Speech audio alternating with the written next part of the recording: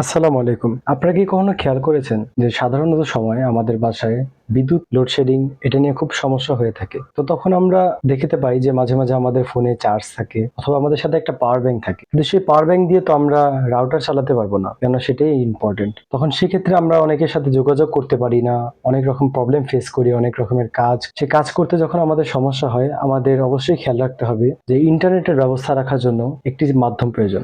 সে মাধ্যমটি হচ্ছে mini DC inverter অথবা converter. এই কনভার্টারের কাজ কি? এটি হচ্ছে 12 ভোল্টের ব্যাটারি দিয়ে যখন আপনি এখান থেকে লাইনটি দিবেন তখন আপনি এটিকে ইনভার্ট করবে ডিসি টু এসি। তখন এটি ইনভার্ট করবে তখন এটি আপনার ডিসি কনভার্ট করবে এবং আপনি তখন এটার মাধ্যমে এখান থেকে সুইচ যখন দিবেন, যখন এখানে আপনি ব্যাটারিতে লাইন কানেক্ট করবেন, এখানে ব্ল্যাক এবং এখানে রেড দিয়ে দিবেন।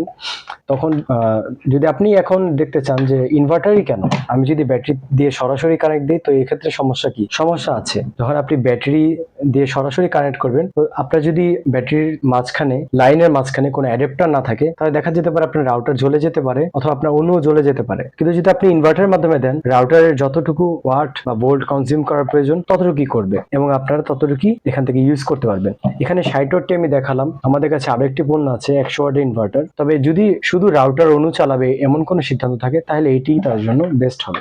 আর যদি মনে হয় যে আমি এটার পাশাপাশি একটি ফোনও চার্জ দেবো, যেহেতু কারেন্ট ছিল না এতক্ষণ, ব্যাটারি ফুল হয়ে আছে, রাউটার অনুর পাশাপাশি আমি ফোনটাকে একটু চার্জ করে নিব, তো সেক্ষেত্রে আমাদের 100 ওয়াটের ইনভার্টারটি আপনি নিতে পারেন। আচ্ছা, বিস্তারিত জানতে অবশ্যই ডিসক্রিপশনে দেখবেন এবং আমাদের ভিডিওতে দেওয়া নাম্বারটিতে যোগাযোগ করবেন। আমাদের ফেসবুক পেজ আছে, সেই ফেসবুক পেজে গিয়ে আপনি নক করতে পারেন। আমরা মার্কেট প্লেসেও সেল করি এবং অন্যান্য প্ল্যাটফর্মেও সেল করি।